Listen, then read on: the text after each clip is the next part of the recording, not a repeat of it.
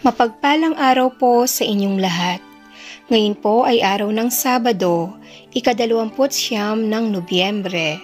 Pakinggan po natin ngayon ang mabuting balita ng Panginoon.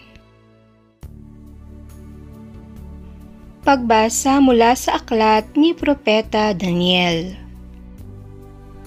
Akong si Daniel ay nabagabag sa pangitaing yaon. Kaya't nilapitan ko ang isang naroon at tinanong tungkol sa mga bagay na aking nasaksihan. At ipinaliwanag naman niya sa akin. Ang sabi niya, ang 4 na hayop ay 4 na haring lilitaw sa daigdig. Ngunit ang mga banal na kataas-taasang Diyos ang bibigyan ng karapatang mamahala magpakailanman. Sabik na sabik akong malaman ang kahulugan ng ika-4 na halimaw dahil sa malaking kaibahan nito sa 3 at sa nakatatakot nitong anyo. Bakal ang mga ngipin at tanso ang mga panga. Dinudurog nito sa kalinululon ang lahat ng abutan at tinatapakan ang matira. Nananabik din akong malaman ang ibig sabihin ng 10 sungay at ang kahulugan noong isang sungay na tumubo at ikinabunot ng 3.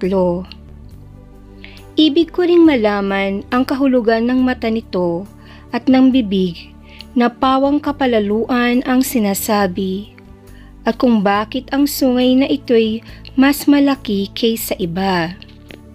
Samantalang ako'y nakatingin, nakita kong dinigma nito at nilupig ng sungay ang mga lingkod ng Diyos. Pagkatapos, dumating ang nabubuhay magpakailanman at nagbibigay ng hatol sa panig ng mga lingkod ng Diyos. Dumating ang araw para ibigay sa bayan ng Diyos ang pamamahala sa kaharian. Ganito ang sinabi niya sa akin. Ang ika-4 na hayop ay ika-4 na kahariang babangon sa daigdig. Kaiba ito sa lahat ng kaharian, pagkat masasakop nito ang sandaigdigan. Yuyurakan at iiwang luray-luray. Ang 10 sungay ay kumakatawan sa 10 hari. Sa gitna nila'y mayroong isang sisilang. Iba ito sa karamihan at sa kanyang pagtayo, 3 hari ang mabubuwal.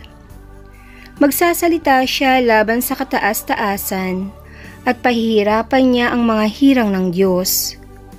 Kung maaari, babaguhin ang kautusan at mga gawaing panrelihiyon. Ang mga hirang ay ipailalim sa kanyang kapangyarihan sa loob ng 3 taon at kalahati. Ngunit siya'y hahatulan. Kukunin sa kanya ang kaharian at dudurugin siya ng lubusan.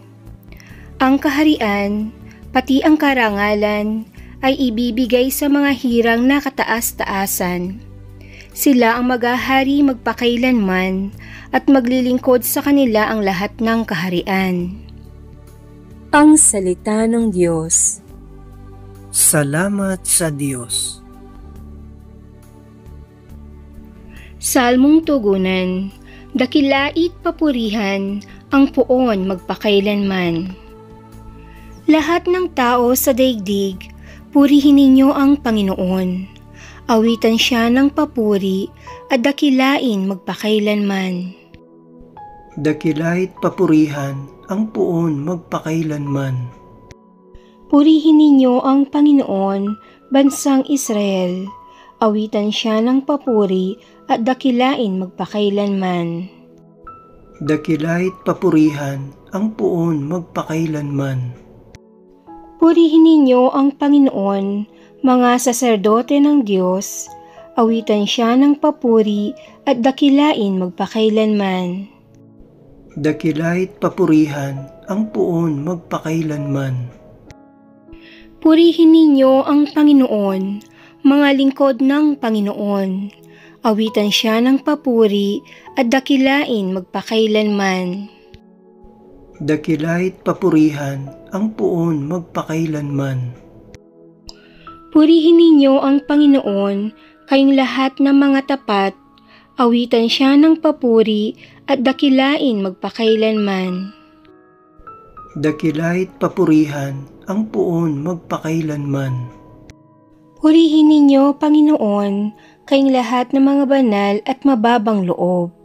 Awitan siya ng papuri at dakilain magpakailanman. Dakilahit papurihan ang Poon magpakailanman. Aleluya, aleluya! Manalangin walang humpay, samantalang hinihintay si Jesus na Poong mahal. Aleluya, aleluya! Ang mabuting balita ng Panginoon ayon kay San Lucas. Noong panahong iyon, sinabi ni Jesus sa kanyang mga alagad, "Mag-ingat kayo na huwag magumon sa katakawan at paglalasing at mabuhos ang inyong isip sa mga intindihin sa buhay na ito. Baka abutan kayo ng araw na yaon na hindi handa. Sapagkat darating iyon ng di inaasahan ng tao sa buong daigdig. Kaya't maging handa kayo sa lahat ng oras. Lagi ninyong idalangin na magkaroon kayo ng lakas upang makaligtas sa lahat ng mangyayaring ito at makaharap sa anak ng tao." Ang mabuting balita ng Panginoon. Pinupuri ka namin, Panginoong Hesukristo.